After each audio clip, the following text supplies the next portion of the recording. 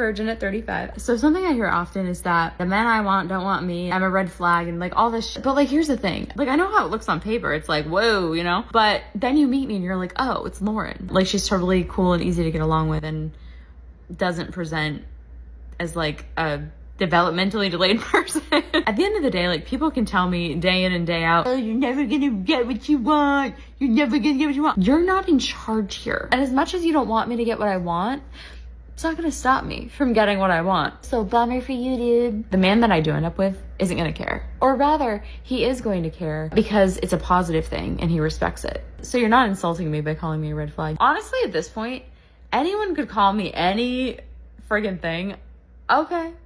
I don't hear it. I do not hear it. I'm very tunnel visioned, laser focused on what I want and who I am. And nothing anyone could say to me is penetrating this wall that I'm not mad at her at all. In an age where everybody is being crazy and sexually out of control and super promiscuous and people is just sleeping with everybody, and you know, I've heard story after story of STDs and STIs and herpes and all of this stuff. I don't really see what a problem is. You know, I see where people were saying stuff like, oh, you gonna die alone or all of this other type of stuff. And I understand that from the lens of a person that is over picky but don't really have any value to add, because I'm so old school that I think that the majority of the value that a woman has, especially, is the decisions that she makes, right? If she makes great decisions and that translates into, you know, positive results, then why is that a bad thing in an era where everybody is sleeping with everybody, especially in cities? You know, the higher up you get, the more you realize that they for everybody. And so people are mad at the fact that she's 35 years old instead of being or using this as an example as to why it is that people are overvaluing sex and not spending as much time getting closer to God. You know what I'm saying? And I'm not saying that everybody is perfect or whatever, but I was raised to believe that a wife, the most valuable ones, is not just the ones that love God, the ones that actually love you and treat people how they want to be treated, but also people that preserve themselves for their husbands. And so when I see a woman, regardless of how old she is, that is not prioritizing sex over everything, then I don't see that as a bad thing. I think that that is something to be commended. And the fact that she is waiting for her husband is a blessing. Now, I know that other people are going to look at it and say, oh man, you just need to hurry up and get it over with and all of this other type of stuff. Don't listen to them. Don't listen to them. We got all of these preferences and all of these things that we stand on when it comes to all of the wrong things. We celebrate it. Y'all say, let's normalize busting it open for a real one. Let's normalize having multiple sexual partners. I just did a review video the other day, I think yesterday, if I'm not mistaken, of a woman that said that, you know, a red flag is a man that asks what your body count is. I think that the greatest flex that a woman can have is to say, "Oh, I'm a virgin," because it's supposed to repel dusties. It's supposed to, you know, put you at a higher level and esteem you. And yes, the decisions that you make determines where your hierarchy is and if you're better than everybody else. I don't care what they tell you. I have. Oh no. I'm a virgin at 35. And people are so desperate to slap a label on your girl. Asexual. I had to go down this rabbit hole to see what her other content is, because I don't just go by one video. I be having to know if somebody is trolling, if, you know, they saying something crazy, all of that stuff. I need to know. Is one that I get a lot. And it's actually kind of funny because in my early mid-20s, I used to also say that I was asexual. Granted, I was a lot more closed off back then, and it kind of seemed to fit the vibe more, but it was also just like more palatable, I feel like, for people to digest. Once you slap a label on something, people are like, oh, okay. You know what I mean? Versus like me trying to explain myself like I do now, and everyone's like, what? But I don't F with labels anymore. I personally think we have way too many labels these days. You guys know I don't like them. I'm not about them. You want to use them, you want to use pronouns, good for you. It's not for me. I don't care for it. I don't know.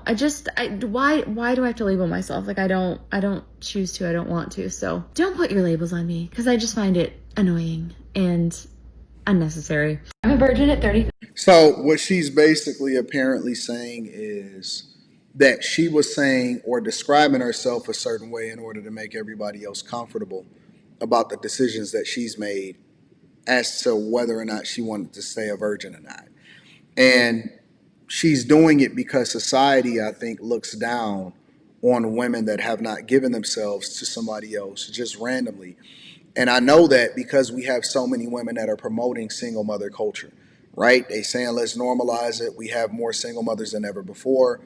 And you have to be very, very careful. I would even argue that in 2025, as of the recording of this video and beyond, that you have to be way more vigilant on the people that you let into you. You know what I'm saying? Because you got spirits on people. You got people that don't care anything about themselves, and that's why they don't get tested. You got people with 1,000 different people that they've slept with and all of that stuff. And so as a result, what she's apparently saying, and this is my translation of it, y'all let me know inside of the comments. What she's basically saying is I would rather, right? I would rather preserve myself. And now she's not going to label it because she's not getting into the pronouns and all of that other type of stuff. It's very black and white. Yo, this is what I am. This is what I stand for. This is how I'm rocking. And I don't need to explain myself to anybody in order for them to feel more comfortable around me when they are the ones that are the harlots out here in these streets. You know what I'm saying? Honestly, I didn't even know that it was any more virgins above the age of 30 available. And then some people will even throw it on them, like they'll try to throw their own little spin on it and say, oh, that's because you couldn't get anybody, or oh, you just got problems or trauma or something in your background. No, sometimes people are just a lot more mindful of who it is that they want to have in their life. And maybe they even want to live by God's standards, or maybe they don't, and they just want to preserve themselves for the right person. And I'm not mad at that at all. Because I just find it annoying and unnecessary. I'm a virgin at 35, and when you've been alone for your whole entire life, you really learn how to be at peace with your own company and existence. I'm an only child, so I'm kind of like used to this life anyways. I kind of like grew up learning to entertain myself and just like be alone and like be cool with not having someone like to play with 24/7. But it really is such a gift in the sense of when you get used to a certain level of peace and solitude, you're very careful about who you bring in to your world, to your orbit. There's just no way I would let just anyone into my space, especially in a romantic capacity. I have gone 35 years, bro, without someone messing up my life. So it would have to be someone really, really special in order for me to be like, okay, sure. I'm a really social person anyway, but I've always been comfortable alone, and this is such a gift. My social meter is so full as well that like I've never been like, I'm sad. Like it's just not me. I mean, I feel like I'm more ready now than I ever have been for like a romantic partnership. Yeah. Hopefully she waits until she gets married before she decides that she want to give over the box to anybody, because I think that is something that we should celebrate. That's something we should cherish. That's something that we should promote. We should promote it to our kids.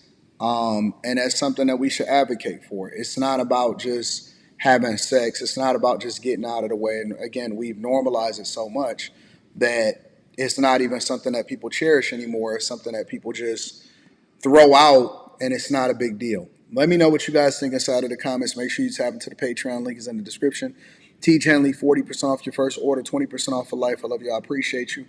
I can't wait to see what y'all say about this one.